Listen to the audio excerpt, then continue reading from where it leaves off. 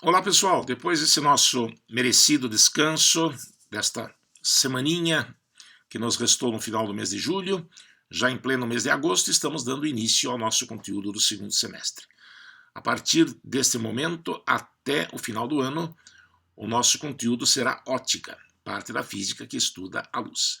E nessa primeira semana, tanto na aula síncrona quanto na aula assíncrona, na aula gravada, essa que você está assistindo agora, nós estamos abordando os conceitos básicos da ótica.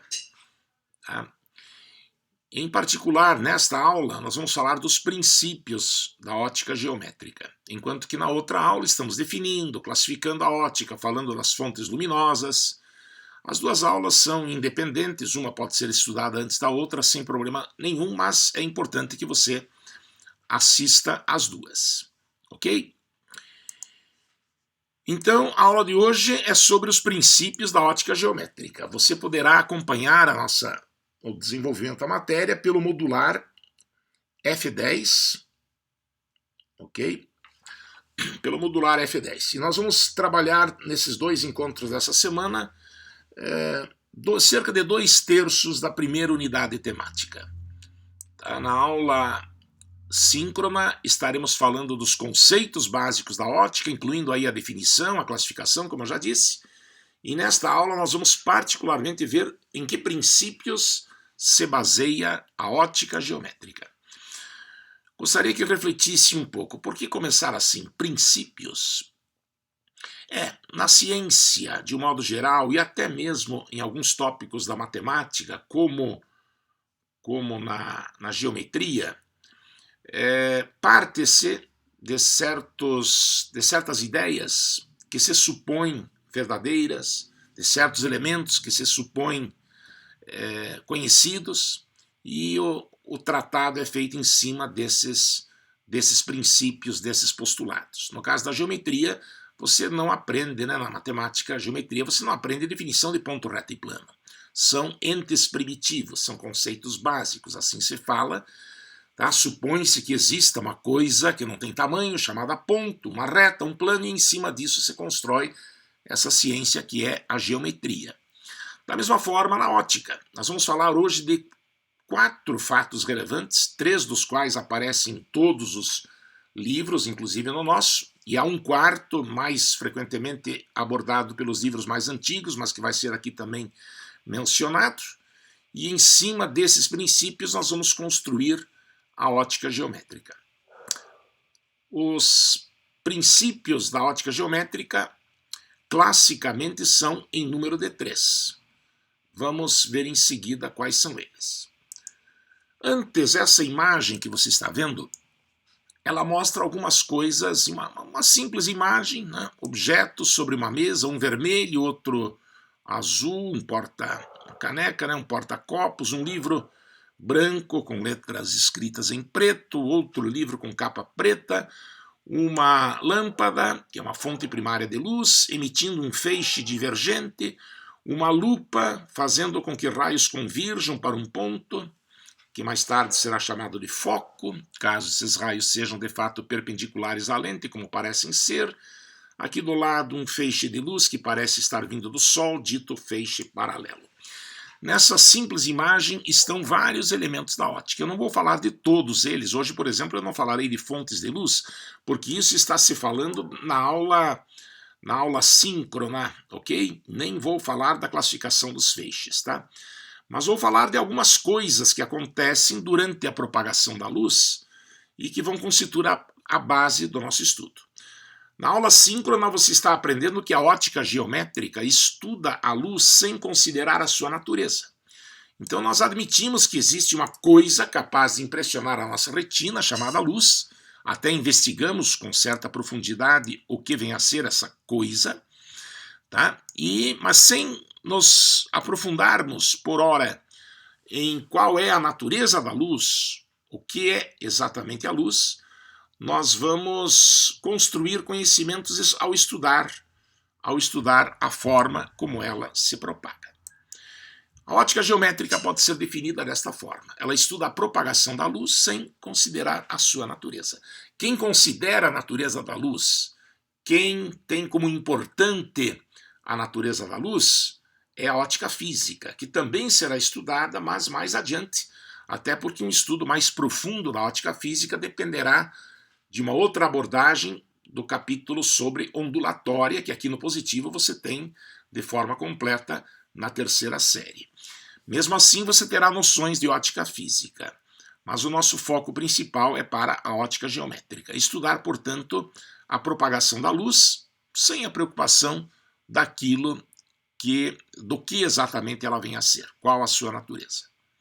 Dito isso, vamos ver então em que princípios a ótica geométrica se baseia. O primeiro princípio é conhecido pelo nome de princípio da propagação retilínea da luz. A luz se propaga segundo linhas retas, nos meios homogêneos, isotrópicos e transparentes. Essa figura sugere que deva de fato ser assim. Um gato aparentemente caminhando sobre um muro e uma pessoa com uma lanterna iluminando o gato e a sombra do gato projetada numa parede, ampliado. Você concorda que isso só é possível porque a luz se propaga em linha reta? Se a luz pudesse fazer curva, ela passaria lá perto do gato, desviaria e a parede toda ficaria iluminada. Nós não poderíamos ver a sombra do gato. Então aqui você tem uma imagem que sugere que de fato deva ser verdade que a luz se propaga em linha reta.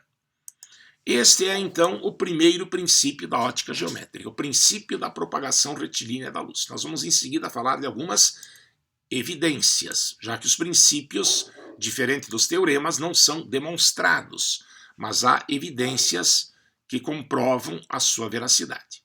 Enuncia-se, portanto, o princípio da propagação retilínea da luz dessa maneira. Nos meios homogêneos, isotrópicos e transparentes, a luz se propaga em linha reta. Homogêneo significa o meio deve ter as mesmas características ao longo de toda a sua extensão. Deve ter a mesma densidade, a mesma transparência, que é essa qualidade que permite a passagem da luz. Isotrópico significa, mais tarde você entenderá melhor, que o comportamento da luz é o mesmo em todas as direções que você queira considerar. Nessas condições, então, a luz se propaga em linha reta. Existem várias experiências que nós vivemos diariamente que comprovam que é assim. A imagem da sombra do gato, por exemplo, agora há pouco. Uma outra experiência que comprova que a luz se propaga em linha reta, me desculpe, eu aproveito para lhe confessar, eu sou muito emotivo. Eu sempre me lembro de que a luz se propaga de fato em linha reta quando ouço aquela música do Roberto Carlos. O portão, conhecem? Fui abrindo a porta devagar, mas deixei a luz entrar primeiro. Todo o meu passado iluminei e entrei. É um homem que decide voltar para casa, sem ter certeza se a esposa ainda o esperava. Por isso, talvez com algum receio, ele vai abrindo a porta devagar, mas deixa a luz entrar primeiro. Ao olhar para o chão, já que a luz vem de fora, deve ser noite, quando ele está chegando, fica uma fronteira reta muito clara no chão entre a região iluminada e a região de sombra. Isso só ocorre porque a luz se propaga em linha reta. Assim, uma fonte pontual de luz ou pontiforme, um pequeno filamento, uma vela, um objeto opaco a uma certa distância, projetará no anteparo uma sombra com formato parecido ao objeto, que no caso parece ser um disco, ampliado no caso, uma região que não recebe luz. A gente fala então sombra. No anteparo a gente vê uma região iluminada. E o cone de sombra mostrado aí entre o objeto opaco e o anteparo, essa região do espaço, então, que não é iluminada. Isso só ocorre porque a luz segue a trajetória reta, né? Se a luz fizesse curva, não haveria sombra. E também penumbra. Uma fonte extensa, agora é próprio de fonte pontual ou pontiforme produzir apenas sombra, mas uma fonte extensa produz também penumbra. Penumbra, o que é penumbra, professor? Penumbra é uma região pouco iluminada. É aquele lugar, dizem os jovens namorados, aquele lugar onde é bom de namorar. Nem é escuridão total e nem claridade total. Se você ligar os pontos mais alto e mais baixo da fonte extensa com o mais alto e o mais baixo de um objeto opaco, perceberá uma região no anteparo que não recebe luz, aquilo é uma região de sombra. Perceberá uma coroa circular de área relativamente grande que recebe luz de parte da fonte, mas de outra parte não. É uma região parcialmente iluminada. Isso me faz lembrar o eclipse do Sol, não é? Em pleno meio-dia, a luz do Sol incide sobre a Terra, quando a Lua, ao orbitar em torno da Terra, se interpõe entre o Sol e a Terra. Aquela região da Terra, de pequena área, que não recebe a luz do Sol ao meio-dia, é a região onde nós vamos ter o eclipse total do Sol. E a região de penumbra, onde se vê o eclipse parcial. E aqui nós teríamos o eclipse da Lua, confere? Para nós é noite, o Sol manda a sua luz para a Lua, que a reflete e nós a vemos. Não é? Mas de repente a Terra se interpõe entre o Sol e a Lua, e daí a sombra da Terra se projeta sobre a Lua. É o eclipse da Lua que só ocorre em noite de lua cheia. Portanto, sombra, penumbra, eclipses do Sol e da Lua são evidências de que a luz se propaga em linha reta. Você já tinha pensado nisso? Só existe eclipse porque a luz se propaga em linha reta. Só existe sombra e penumbra porque a luz se propaga em linha reta. Este é o primeiro princípio da ótica geométrica. Existem aplicações. Os homens inteligentes que são se aproveitam dessas coisas para construir, por exemplo, a máquina fotográfica. Esse objeto tão sofisticado, caro, né? As máquinas antigas há pouco tempo eram caríssimas, hoje com um simples celular, até de uma marca não muito renomada, a gente consegue fotos de ótima qualidade, mas a máquina fotográfica antiga, ela se fundamenta já há muito tempo no fato de que a luz se propaga em linha reta. Você já reparou que no negativo da fotografia, aquela foto antiga que a gente mandava revelar, aparece tudo invertido? Nós vamos em seguida ver por que isso acontece. A famosa câmara escura. No século XVII, um estudioso chamado Niepce Nicéfore foi o primeiro a construir uma máquina fotográfica. A câmara escura de orifício é uma máquina fotográfica rudimentar. Nada mais do que uma caixa escura, onde numa face existe um orifício, a uma certa distância do orifício há um objeto iluminado, uma vela, por exemplo, e pelo fato da luz se propagar em linha reta, a imagem da vela se apresenta invertida, da mesma forma como esta árvore. Aí também se explica, numa máquina fotográfica, não é muito diferente, porque que no negativo fica tudo ao contrário. E na hora de fazer a revelação, né, a moda antiga, consegue-se endireitar a foto.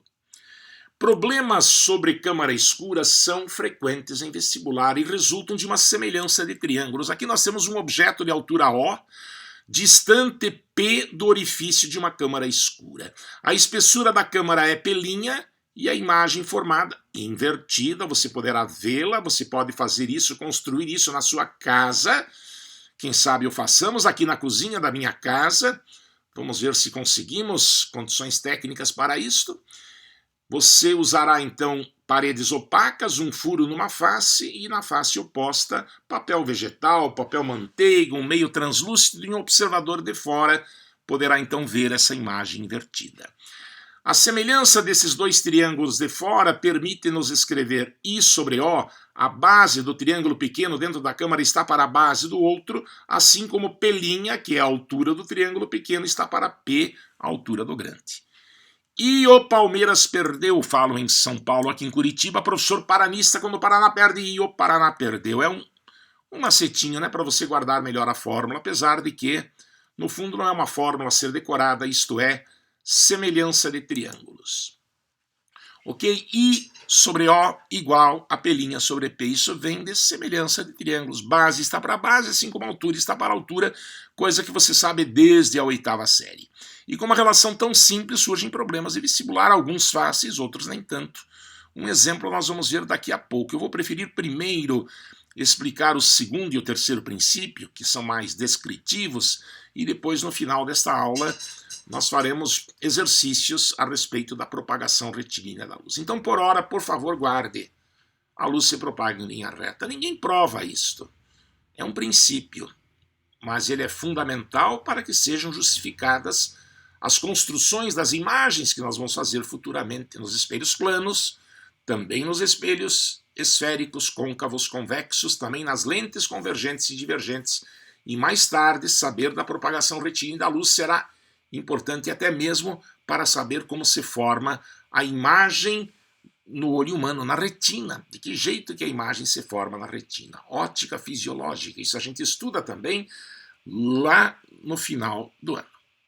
Ok? Então, princípio da propagação retilínea tem como evidência sombra, penumbra, eclipses e como principal aplicação a máquina fotográfica, a câmara escura de orifício. O segundo princípio também é conhecido como princípio da independência dos raios de luz. Quando dois ou mais raios de luz se cruzam, seguem em sua propagação, cada um independentemente da existência dos outros. O que isso quer dizer? Imagine um teatro, um luxuoso teatro. Abrem-se as cortinas, dois artistas fazem a sua apresentação. Um spot, um feixe de luz lá do fundo vem e ilumina a moça, que faz a sua apresentação, enquanto isso o outro feixe de luz, imagine, esteja desligado. Liga-se a outra fonte, apaga-se a primeira e o partner, o parceiro dessa artista também faz a sua fala, a sua performance.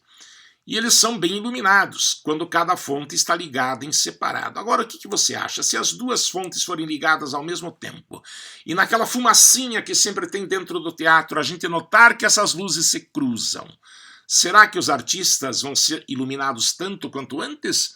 Ou o fato das luzes se cruzarem fará com que a iluminação fique prejudicada? Você constatará que não. Embora exista o cruzamento dos raios luminosos e aqui pode ocorrer um fenômeno especial chamado interferência, pode ter luz mais forte ou até pode ter escuridão, a interferência é apenas um fenômeno local. Após o cruzamento, os raios continuam na sua propagação, independentemente da existência dos outros.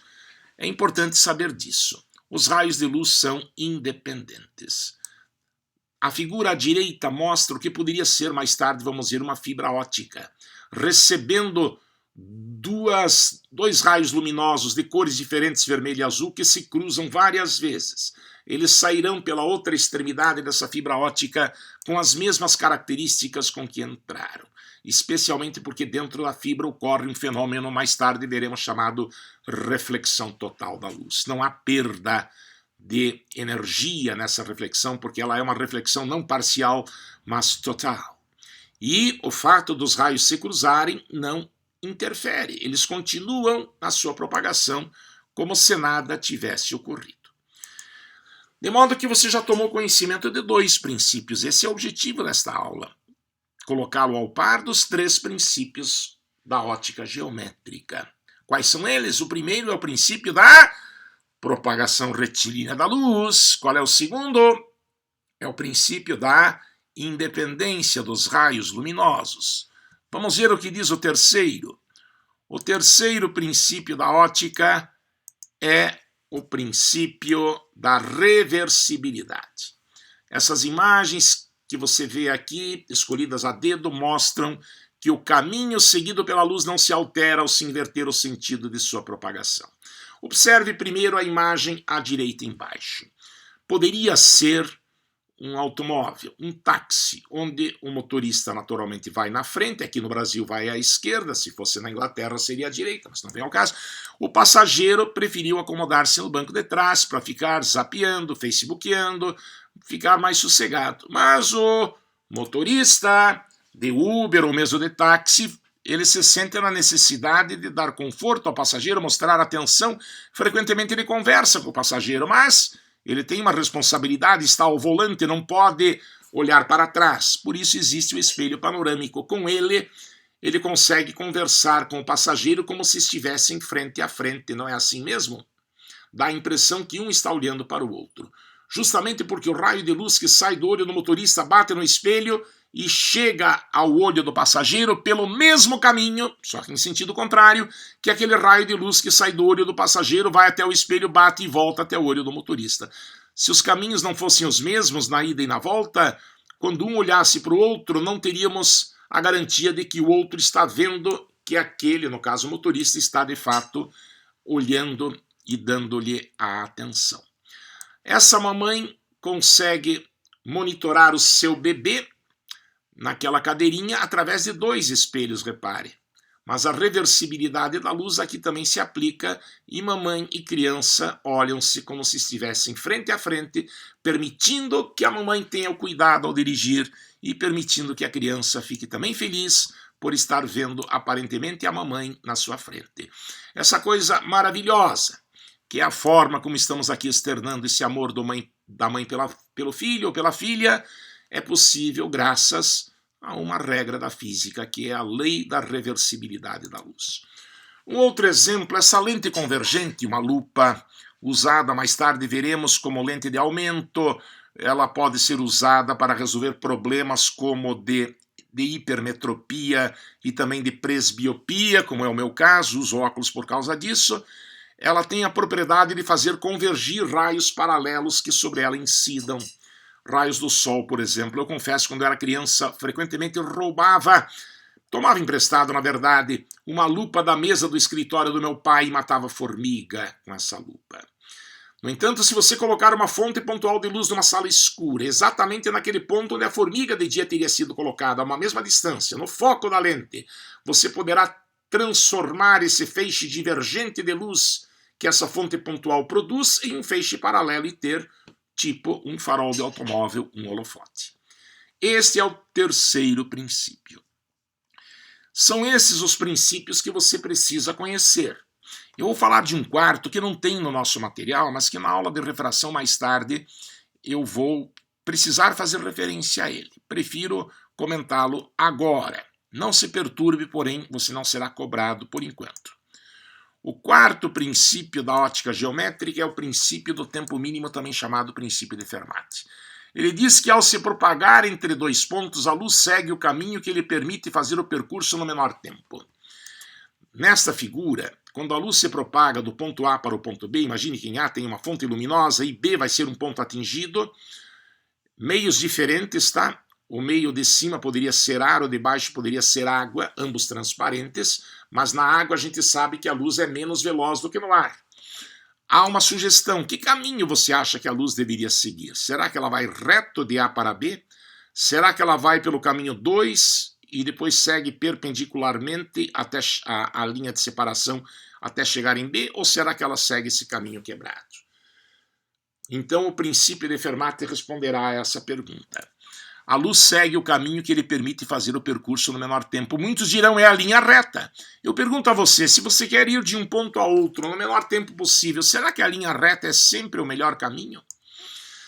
Por exemplo, se você estiver em casa e quiser ir até a sua escola, a pé, o menor caminho, a linha reta entre os 2 pontos, pode exigir que você tire da frente pessoas, árvores, edifícios, automóveis que você possa encontrar pela frente.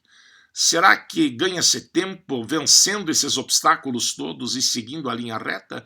Ou será mais razoável ir pela calçada, fazer desvios, fazer um caminho mais longo do que a linha reta e chegar assim em menos tempo no ponto B?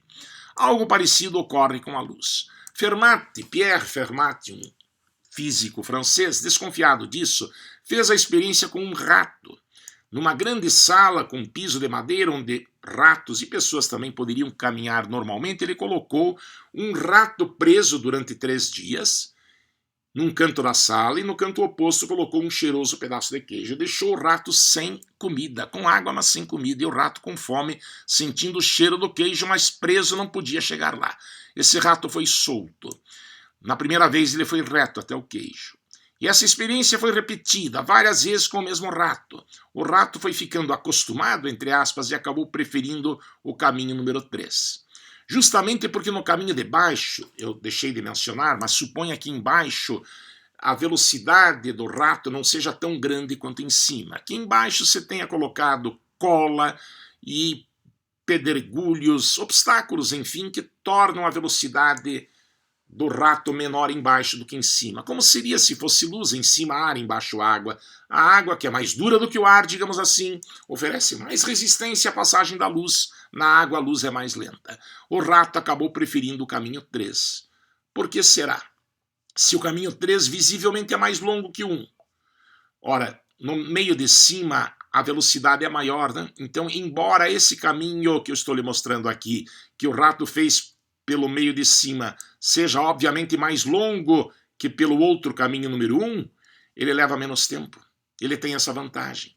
Apesar de que aqui pela parte de baixo, pelo caminho 1 ele teria uma distância maior a percorrer, mas pelo caminho 3 ele tem, desculpem-me, pelo caminho, na parte de cima, é claro que haveria uma desvantagem para o rato seguir o caminho 3 corrigindo. Ele leva mais tempo pelo caminho de cima, pelo caminho 3 por cima do que por baixo. Mas olha embaixo, ele percorre uma distância menor nesse trecho onde sua velocidade é menor do que pelo outro. Ele acaba ganhando tempo. Por isso ele acaba preferindo esse caminho. A luz também faz isso, segue o caminho que lhe permite fazer o percurso no menor tempo.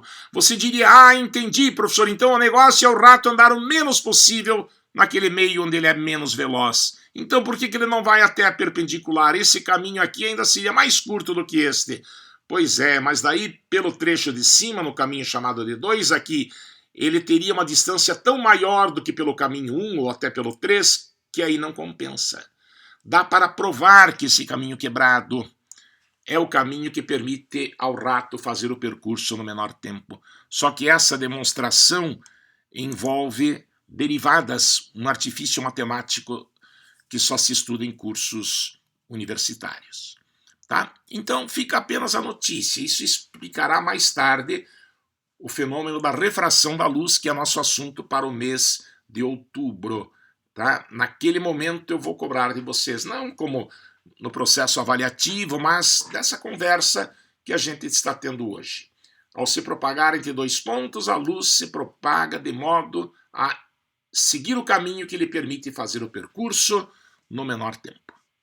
Tá? Não está no nosso material, mas está em alguns livros. Você não é obrigado a saber, mas não custa ser informado disto.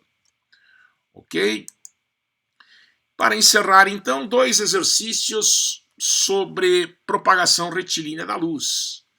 Veja só, aqui nós temos, numa câmara escura de orifício, a imagem de um prédio se forma com uma altura de 5 centímetros. Se a distância do prédio e a câmara aumentar em 100 metros, a imagem diminui em 1 centímetro. Qual é a distância entre o prédio e a câmara na primeira posição? Há pouco nós vimos, vou até colocar o slide de novo, que na câmara escura vale a relação I sobre O igual a P' sobre P, lembra?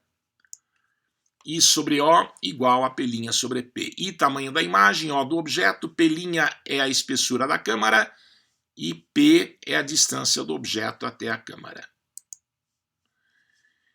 Então, na primeira foto, digamos assim, a imagem tem altura de 5 centímetros. O objeto seria o prédio, né? Tem uma altura que eu não sei quanto vale, O. A espessura da câmara eu chamo de P', e P a distância do objeto até o orifício, eu também não conheço, é exatamente isso que eu quero calcular. Aplicando a propriedade fundamental das proporções, O' igual a 5P, produto dos meios igual a produto dos extremos. Já na segunda foto tirada, a imagem diminui em 1 centímetro porque nós nos afastamos do prédio, afastamos-nos 100 metros, então o P agora passa a ser P mais 100 na fórmula, e a imagem diminui 1 centímetro, era 5, agora é 4. O O é o mesmo, é a altura do edifício. Agora você ficará multiplicando em cruz com O' igual a 4, que multiplica P mais 100. Se você comparar esses resultados, você vai ter 5P, que vem lá da equação número 1, né? Igual a 4, que multiplica P mais 100, que vem da equação 2. Isolando o P, vai ter P igual a 400. 400 metros. Esse problema é do nosso modular, certo? Lá da página número 12. É o teste número 4 da página 12. Os vizinhos dele estão sendo propostos nas atividades desta semana. E mais um exercício. Então esse foi um exercício sobre câmara escura de orifício, que tem a ver com propagação retilínea da luz. Não esqueça. E o Paraná perdeu. Se você é paranista, não gosta de ouvir isso, e o Palmeiras perdeu. I sobre O igual a P' sobre P. I, tamanho da imagem, O, tamanho do objeto, P', espessura da câmara, comprimento da câmara, se você preferir, e P, a distância do objeto até o orifício. Mas essa fórmula, embora muitos chamem de fórmula, é apenas uma faceta de uma manobra matemática que se chama semelhança de triângulos, né? É semelhança que devemos ter na cabeça para resolver esses problemas. Então, na mesma linha, o problema agora número 6 daquela mesma página 12 do nosso modular vai encerrar essa nossa apresentação. Uma placa retangular de madeira tem dimensões de 40 por 25 centímetros. Aqui na figura 0,4 por 0,25 estamos transformando em metros. Através de um fio que passa pelo baricentro, não mostrado aqui no desenho, ela é presa ao teto de uma sala, permanecendo horizontalmente a 2 metros, veja a figura, do assoalho, e a 1 metro do teto. Bem junto ao fio há uma lâmpada, cujo filamento tem dimensões desprezíveis. A área da sombra projetada pela placa no anteparo vale. Então, como a luz se propaga em linha reta, aqui nós desenhamos 4 raios de luz que vão determinar no chão uma sombra com formato igual ao do corpo opaco, mas ampliado. Vemos aqui o Marciano, o Dirceu, o Cláudio, professores de matemática diriam 2 pirâmides. A semelhança, a proporcionalidade que uma semelhança nos permite escrever se estende a esse caso. Podemos escrever, veja lá, solução x está para 0,4, assim como, veja, x é um dos lados daquele retângulo que se forma embaixo, 0,4 é o lado homólogo no retângulo menor, no objeto opaco, assim como 3 está para 1, quer dizer, a altura da pirâmide toda está para a altura da menor. 0,4 vezes 3 vai dar 1,2 metros. Essa é uma das dimensões do retângulo da sombra. Procedendo da mesma forma com o y está para 0,25, assim como 3 está para 1, assim como a altura da grande está para a altura da pequena. 0,25 vezes 3 dá 0,75. E a área vale x vezes y, né? Base vezes altura. 1,2 vezes 0,75 dá 0,90. Resposta letra A. Tranquilo? Na verdade, problemas como esses 2 últimos, eles têm a principal dificuldade relacionada com a falta da figura. Você reparou? Nenhum desses problemas finais da página 12, nenhum desses 2 que você acabou de ver a resolução, trazem a figura. Então o estudante precisa fazer o desenho, pelo menos um esboço, para ter uma ideia do que está acontecendo. Depois que você monta a figura, fica até fácil. Como muitos de vocês me dizem, professor, me mostre onde é que está a porca, onde é que eu devo colocar a ponta do parafuso, que apertar o parafuso é fácil. É bem isto. Mas isto é algo que a gente aprende com a prática, com exercícios. Ok? Mais emoções você terá na aula síncrona. Não será uma aula com muitos exercícios, porque nós estamos iniciando conteúdo novo. Mas acredite, a nossa matéria é ótica geométrica, então muito cálculo, por causa da geometria, semelhança de triângulos, teorema de Pitágoras, somas dos ângulos nos polígonos, coisas assim da geometria nós vamos usar com bastante intensidade nesta importante parte da física. Eu fico muito grato pela sua atenção, espero vê-lo novamente na aula síncrona desta semana. Estou me mobilizando para tentar fazer a experiência da câmara escura aqui na cozinha da minha casa. Não é fácil fazer artesanalmente a câmara escura, embora até sugiro que vocês o façam. Uma caixa opaca, corta uma das faces, coloca lá papel manteiga, faz um furinho, uma lâmpada, e você poderá ver a imagem invertida. Mas para mim não basta ver a imagem invertida, eu quero também estabelecer relações de semelhança como essa, senão a experiência seria uma mera repetição daquilo que você já viu, e eu tenho certeza que você não duvida. Tá? Se houver condições, teremos o vídeo com essa experiência ainda essa semana. Ok? Muito obrigado pela sua atenção. Até breve, então. Forte abraço.